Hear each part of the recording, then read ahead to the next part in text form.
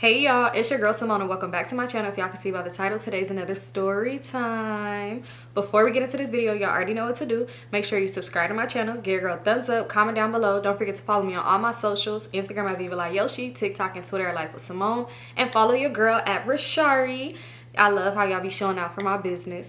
But anyway, let's get straight into it. So today is another fact. Well, I'm saying another. I ain't did this since last year. So today is a fact or fiction video, y'all. I love this. When we did it last year, it was so much fun. So I had to bring it back. And I got two videos. And this time, two stories I'm gonna do like I always do. And I remembered them. So I'm not even gonna be reading off of nothing. So let's see if y'all can tell which one is the truth and which one is not the truth. So let's get into it. I don't know which day Vlogtober this is because I'm pre-recording, but yeah. All right, so let's get to this fact or fiction. So story number one.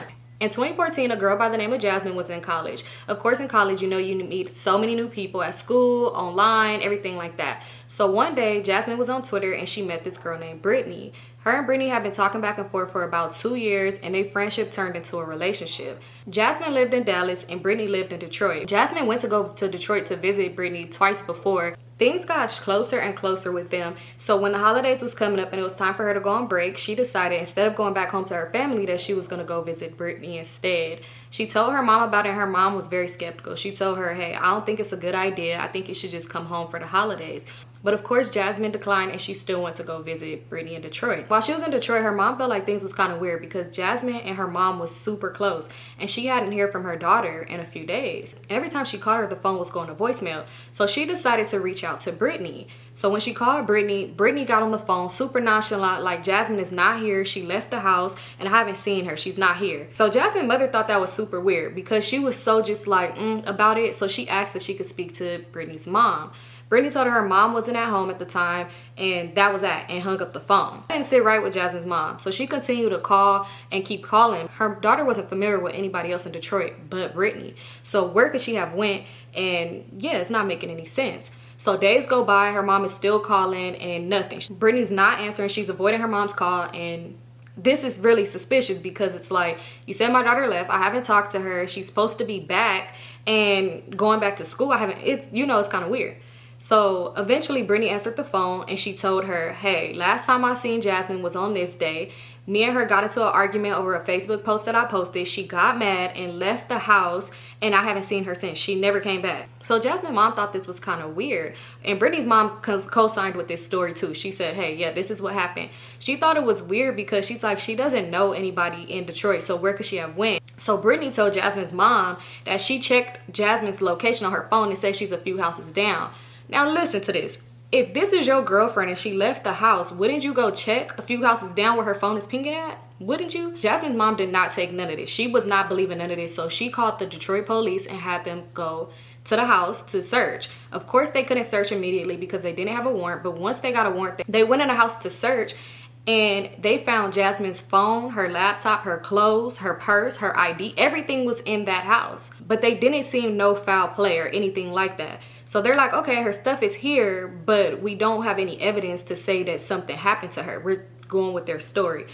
Jasmine's mom said the police was not really helping her. They said it was nothing they could really do about it. But this doesn't make any sense. Her clothes is there. It's December and it's in Detroit. She went outside with just a hoodie on. The weather is extremely cold. If you're from Detroit, then you know that doesn't even make sense. So now Brittany is saying to her, when she left out the house, I tried to follow behind her, but she was gone. Then she said she went out to smoke a cigarette and when she came back, Jasmine was gone. So which one is it? The story keeps on changing. So Jasmine's mom felt like this was extremely weird. She continued to push to see what happened to her daughter because who is just going to leave somebody's home that they're familiar with? They don't know anybody. They're not familiar with this neighborhood. They don't know anybody in this state and they're just going to leave your home with all of their belongings. Brittany claimed that she thought Jasmine either left with somebody out here or went back home. How would she go back home without her ID, her phone, her everything? She just left it there. This is not making no sense. And for this to be your girlfriend, you never searched for her. You never went looking for her. Nothing. It's crazy. So Brittany's family claimed they called the police. But again, there's no proof to that. Jasmine's mom don't feel like they actually called the police or went searching for her. Detectives wasn't really doing much about the situation. Again, they said it was nothing much they could do about it. And it was no signs of foul play. Nothing like this. Even though all of her items was still in the home and nobody's story was adding up. They said it was nothing they could really do about it, and she was grown and that she probably did just decide to leave. Hearing that did not stop her mom. Jasmine's mom continued to call. Detectives was not returning her phone call, so eventually she decided to get a private investigator to look into the case. As they continued to look into the case and just see how things doesn't add up, her family went down to Detroit and they were searching themselves. They had activists with them and they were really trying to bring awareness to this case, because the detective even listed Jasmine's information in the FBI missing person site with the wrong information. So they just thought everything was weird and sketchy about the whole situation. So they tried to take matters into their own hands. Brittany's family went on the news and they said they don't know what happened to her and that they were upset because now people are harassing them and making it seem like they did something to this girl when they said that they don't know what happened to her. She left the house. Brittany even claimed that she did a lie detector test. However, no results was ever posted about that. Nobody ever seen the outcome of that. And every time that Brittany and her family spoke about Jasmine, it was in an irritated manner. Like, we're tired of people blaming us for her. We're tired of people doing this about this girl. We didn't do nothing to her. We don't know where that girl is. If this was somebody you was in a relationship, you dealt with and talked to for 2 years, wouldn't you have more compassion for what happened, for her disappearance? Like, wouldn't you be more sad about what happened to her? But it was always just in a, that ain't my problem. She left, I don't know what happened to her situation, which is also very strange. December 2024 will mark 10 years since this situation happened, and there's still no sign of what happened to Jasmine on that day. Still no updates of what really happened to Jasmine that day. All they have is the word that her and Brittany had a fight over a Facebook post and that she left the house. All right, you guys, so let's get into story number 2. So this story is going to be from Marte's perspective. That's the girl, the main person in this story.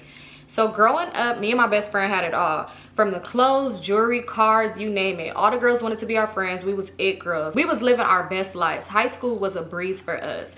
However, everything seemed perfect on the outside looking in, but nobody know the real lifestyle I actually had to go home to. Growing up, everything was perfect. My dad was my hero. He treated me like a princess, loved me. To the outside eye, everybody thought everything was amazing. However, nobody knew the trauma and the hurt that I was dealing with. My mom fell to addiction and eventually lost her life to it. When I was 6 years old, my mom fell to addiction and eventually lost her life.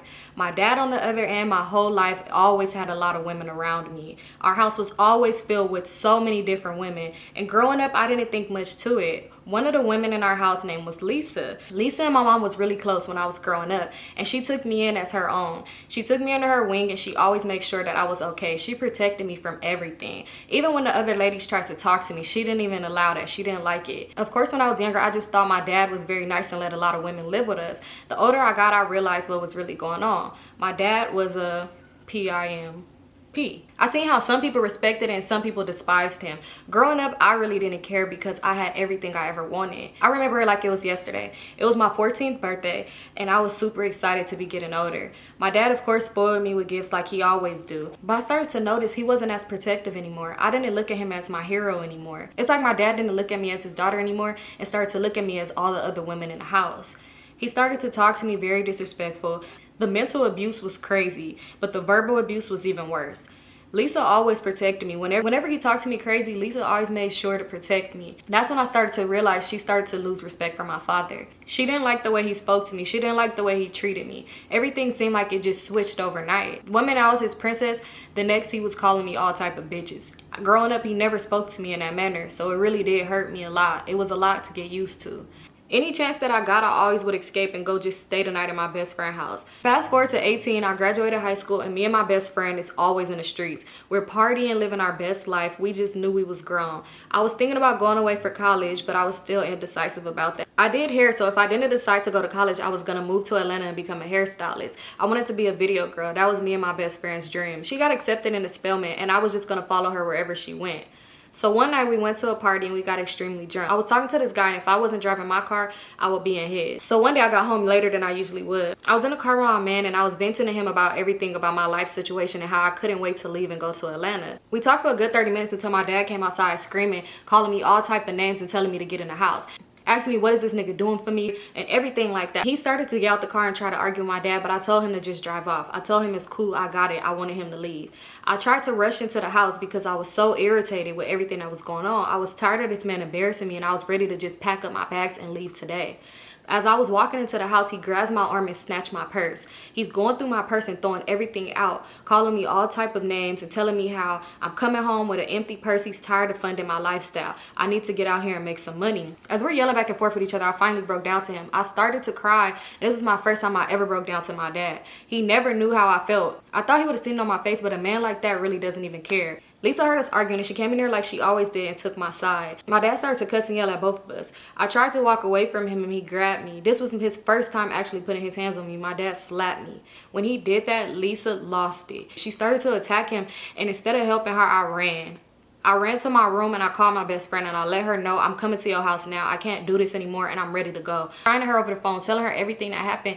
And as I'm in the room packing my bags, I could hear them fighting in the living room. I felt so bad because I left Lisa in there when she came to protect me. As I'm packing my bags, I started to hear footsteps coming to the room and I hear my dad yelling and calling my name. I began panicking because I didn't know what to expect. This was his first time doing something like this. Next thing you know, I heard a loud boom, and after the boom, I heard a thumping noise. I froze. All I could hear was screaming in the background and my friend on the phone screaming on the other end. Calling my name, asking me if I was okay, but I couldn't say anything. I was stuck. Eventually, I started to breathe heavy and I could hear her saying, "Answer me, are you okay? Answer me, what's going on?" I started to walk into my room to see what happened because the screams wasn't coming from Lisa. So at that part, my heart stopped. I walked into my room and I seen my dad taking his last breaths on the floor, reaching for me, staring me. It's like his eyes was burning a hole through my soul. But all I could think about was Lisa. So that was the end of the fact or fiction for this episode. I want you guys to comment down below which one do you guys think was real and which one do you guys think was fake. I want to see who know what and who think and who gonna get it right. But yeah, of course, in my next video, which will be my Subby Sunday, I'm gonna announce which was the true, which one was the fake story. So yeah, make sure y'all comment down below. I love you guys so much and I'll see y'all in my next video. Peace out.